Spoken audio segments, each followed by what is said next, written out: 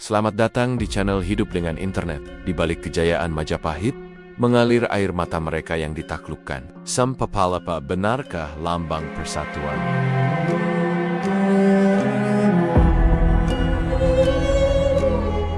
Di balik gemuruh ombak Selat Sunda yang menggulung tenang hari ini, tersembunyi kisah seorang tokoh legendaris yang pernah mengguncang Nusantara dengan sumpah sakralnya. Gajah Mada, sebuah nama yang bergema dalam sejarah Indonesia, melintasi ruang dan waktu, meninggalkan jejak-jejak keagungan, sekaligus kontroversi yang tak terhapuskan. Apakah ia benar-benar seorang pemersatu yang visioner, seperti yang digambarkan dalam kidung-kidung kuno? Ataukah justru seorang penakluk yang haus darah, menghalalkan segala cara demi mencapai ambisinya? Bagaikan bisikan lirih dari masa silam, kitab-kitab ini mengisahkan keberanian dan keteguhan hati seorang pria yang rela mengorbankan segalanya demi kejayaan kerajaannya. Gajah Mada bukanlah sekadar patih biasa, melainkan seorang negarawan ulung yang mampu memainkan politik tingkat tinggi, merangkai strategi perang yang brilian, sekaligus menjadi diplomat handal yang disegani kawan maupun lawan. Atau mungkin kita telah salah menafsirkan catatan sejarah selama ini? Pertanyaan-pertanyaan ini terus bergema, menggoda para sejarawan dan pemikir untuk menggali lebih dalam, mencari kebenaran di balik mitos yang telah terbangun selama berabad-abad. Ia adalah sebuah lukisan yang penuh warna, dengan gradasi dan nuansa yang begitu kaya. Di satu sisi, kita melihat sosok pemimpin yang visioner, mampu menyatukan wilayah yang begitu luas dan beragam dalam satu payung kekuasaan. Sebuah tragedi berdarah yang terjadi ketika Putri Sunda Dia Pitaloka hendak dinikahkan dengan Raja Majapahit, Hayam Wuruk. Dia Pitaloka, sang putri yang menjadi penyebab konflik, memilih untuk mengakhiri hidupnya sendiri. Sebuah kisah cinta yang berakhir tragis, menodai nama besar Majapahit dan Gajah Mada.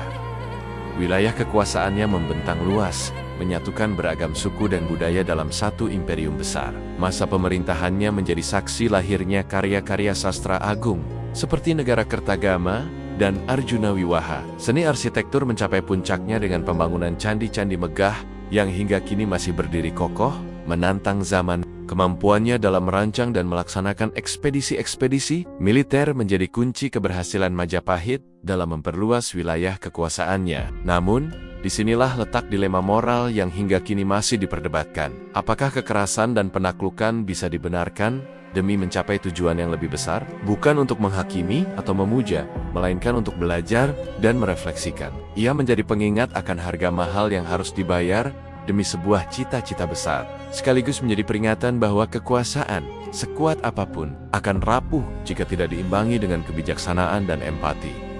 Apa yang bisa kita petik dari kisah hidupnya? Bagaimana kita bisa menghargai visi besarnya tentang persatuan tanpa mengabaikan nilai-nilai kemanusiaan dan keadilan? Bagaimana menyeimbangkan antara ambisi dan etika, antara kekuatan dan kebijaksanaan? Marilah kita melihat Gajah Mada dan sumpah palapanya sebagai sebuah pelajaran berharga tentang kekuatan visi, tentang harga sebuah ambisi, dan tentang pentingnya menjaga keseimbangan antara cita-cita besar dan nilai-nilai kemanusiaan. Bukan sebagai alat pembenaran bagi ambisi kekuasaan, melainkan sebagai inspirasi untuk terus membangun persatuan dalam keberagaman. Melainkan sebuah visi tentang Nusantara yang bersatu, beragam namun harmonis, kuat namun bijaksana. Sebuah visi yang hingga kini masih relevan dan menantang kita untuk terus mewujudkannya. Sebuah persatuan yang dilandasi oleh keadilan, toleransi, dan saling menghormati. Karena pada akhirnya, sejarah akan menilai kita bukan hanya dari apa yang kita capai, tapi juga bagaimana cara kita mencapainya.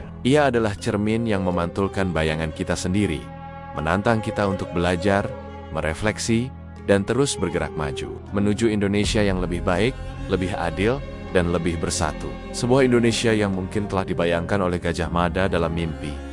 Mimpinya yang paling liar, namun dengan cara yang jauh lebih bijaksana dan manusiawi. Perdagangan berkembang pesat, menjadikan Majapahit sebagai pusat ekonomi yang disegani di kawasan Asia Tenggara. Apa yang seharusnya menjadi momen pemersatu justru berubah menjadi bencana ketika Gajah Mada bersikeras menuntut kerajaan Sunda untuk tunduk pada Majapahit. Di satu sisi, ia berhasil menciptakan sebuah kesatuan wilayah yang begitu luas, meletakkan dasar bagi apa yang kelak menjadi Indonesia modern. Namun di sisi lain, penaklukan ini juga meninggalkan luka dan dendam yang dalam pada beberapa kelompok masyarakat, menciptakan bibit-bibit konflik yang masih terasa hingga hari ini. Sebuah prestasi yang bahkan hingga kini masih sulit ditandingi. Ia mengingatkan kita bahwa tak ada tokoh historis yang benar-benar hitam atau putih. Setiap keputusan, setiap kebijakan, selalu membawa konsekuensi yang tak terduga, baik positif maupun negatif.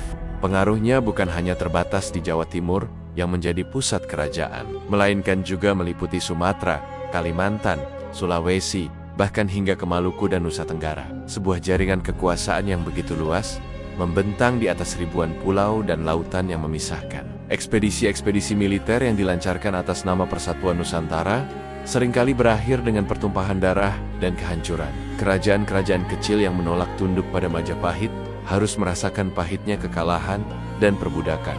Kepercayaan yang selama ini diberikan oleh raja dan rakyat mulai goyah. Suara-suara kritik mulai bermunculan, mempertanyakan kebijaksanaan dan integritas Sang Mahapati. Apakah ini adalah bukti bahwa ambisi telah membutakan mata hati seorang pemimpin besar, ataukah hanya sebuah kesalahan tragis yang tak terhindarkan dalam perjalanan panjang mewujudkan cita-cita persatuan? Apakah ini harga yang harus dibayar demi sebuah cita-cita besar, ataukah justru cerminan dari ambisi pribadi yang tak terkendali? Mahapati Majapahit, yang pada masa jayanya berhasil mempersatukan wilayah yang membentang dari ujung barat Sumatera hingga Papua, bahkan mencapai Filipina dan sebagian Asia Tenggara daratan. Namun, seperti kabut yang menyelimuti puncak Gunung Bromo, kisah sejati di balik sosok Gajah Mada masih penuh teka-teki. Nama Gajah Mada pertama kali terukir dalam prasasti dan naskah kuno seperti Pararaton dan Negara Kertagama. Di atas panggung kekuasaan Majapahit yang megah, Gajah Mada berdiri tegak,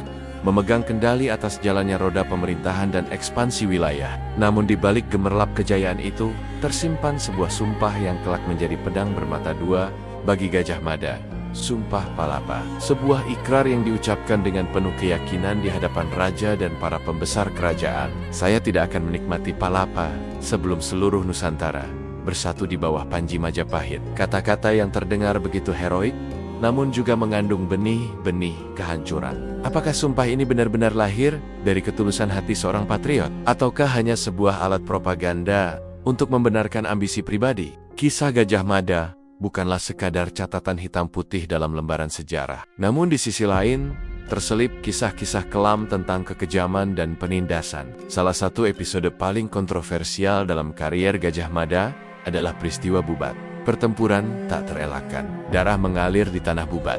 Ribuan prajurit Sunda gugur, termasuk raja dan permaisuri mereka. Peristiwa ini menjadi titik balik dalam karier politik Gajah Mada. Namun di tengah kontroversi itu, kita tak bisa mengabaikan pencapaian-pencapaian besar Gajah Mada. Di bawah kepemimpinannya, Majapahit mencapai puncak kejayaan, tidak hanya dalam bidang politik dan ekonomi. Gajah Mada juga berperan besar dalam perkembangan kebudayaan.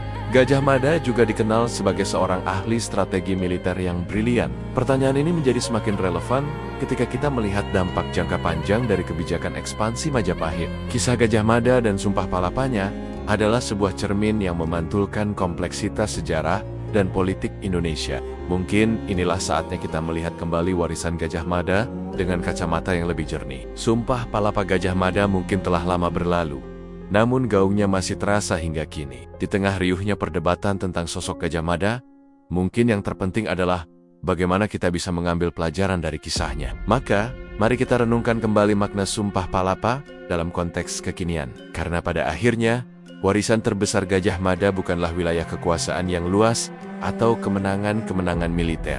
Maka, ketika kita memandang ke cakrawala sejarah, biarlah kita tidak terjebak dalam penilaian hitam putih. Karena pada akhirnya, sejarah bukanlah tentang memuja atau menghakimi masa lalu.